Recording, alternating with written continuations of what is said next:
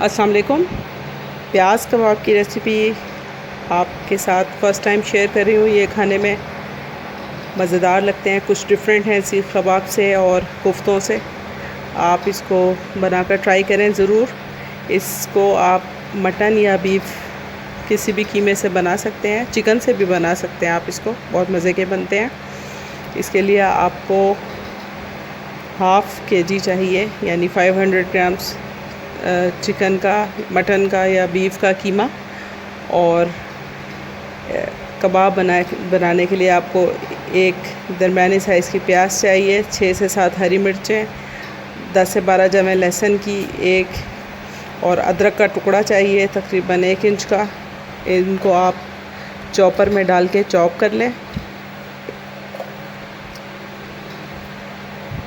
اس کے علاوہ ½ T spoon آپ کو چاہیے سفید زیرہ، ½ ٹی اسپون گرم مسالہ پاؤڈر، اور کٹی ہوئی لال مرچ چاہیے تقریباً 1 ٹی اسپون، اور نمک حسب ذائقہ۔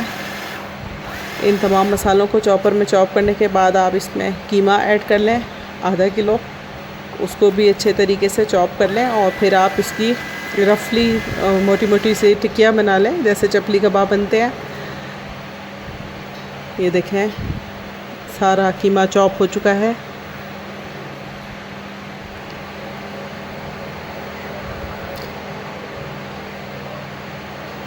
آپ نے بہت پتلے یا بہت موٹے کباب نہیں بنانے۔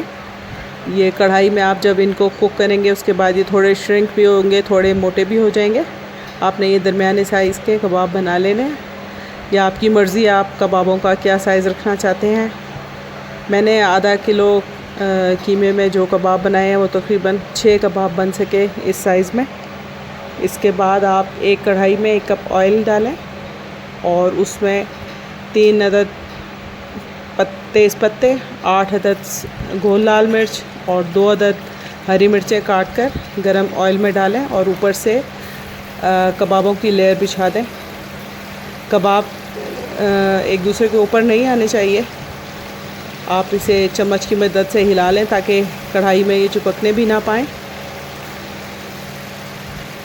کبابوں کی لیئر بچھانے کے بعد آپ اس میں دوسری لیئر تقریباً 4 درمیانی سائز کے ٹماٹر، جو کہ آپ نے گول سلائسز میں کاٹ رکھے ہوں گے، وہ آپ نے اس میں لیئر کے طور پر بچھانے ہیں۔ اور اس کے بعد 2 بڑے سائز کی پیاز باریک باریک آپ کاٹ لیں، وہ اس کی لیئر آپ اس میں بچھا دیں۔ پیاز اور ٹماٹر کی لیئر کے بعد آپ اس میں تقریباً ½ ٹی اسپون نمک چھڑک دیں اوپر سے۔ آپ نے مکس نہیں کرنا اس میں، اور ½ ٹی اسپون سرخ مرچ پاؤڈر، وہ بھی آپ نے صرف چھڑکنا ہے، مکس نہیں کرنا۔ اور اس کو پھر بہت ہلکی آنچ پر ڈھک کر آپ تقریباً ½ گھنٹے کے لیے پکنے کے لیے رکھ دیں، جس سے پیاز کے ٹماٹر کے تمام جوسز باہر آ کر پیاز اور ٹماٹر سافٹ ہو جائیں گے، اور اس کا فلیور کبابوں میں ایڈ ہو جائے گا۔ آپ نے اس میں پیاز کو بالکل پیسٹ فارم میں نہیں کرنا، مطلب اتنا نہیں پکانا کہ پیاز بالکل گھل جائے۔ اس میں کچی پیاز کا ٹیسٹ آنا چاہیے۔ ½ گھنٹے کے بعد آپ ڈھکن کھول کر تمام چیزوں کو اچھے طریقے سے مکس کر لیں۔ جب مکس ہو جائیں تو اس کو آپ مزید 10 منٹ کے لیے ڈھک کر تھوڑی سی درمیانی سے کم آنچ پر اتنا پکا لیں 10 منٹ کے اس کا تمام ایکسٹرا پانی خشک ہو جائے، اور اس کے بعد آپ اس کو ڈش آؤٹ کریں۔ آپ کی مرضی ہے پہلے گریوی ڈالیں اور اوپر سے کباب، یا پہلے کباب اور پھر اوپر سے گریوی۔ اور ہری مرچوں، باریک کٹی ہوئی ادرک، ہرا دھنیا موجود ہے تو ہرا دھنیا اس کے ساتھ گارنش کر کے آپ اس کو پراٹھے کے ساتھ یا پھر گارلک بریڈ کے ساتھ سرو کریں۔ تھوڑا سا آپ اس میں پسا ہوا گرم مسالہ چھڑک دیں۔ بہت مزیدار پیاز کباب تیار ہیں۔ اس کو آپ ضرور گھر پہ ٹرائی کریں۔ ایک ڈفرینٹ ٹیسٹ رکھنے والے کباب، بہت ہی آسان۔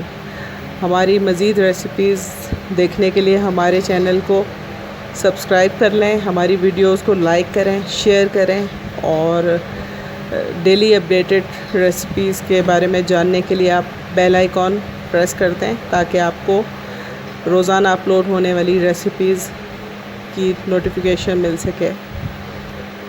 Stay tune with cook.urdu tehzeeb.com. اللہ حافظ.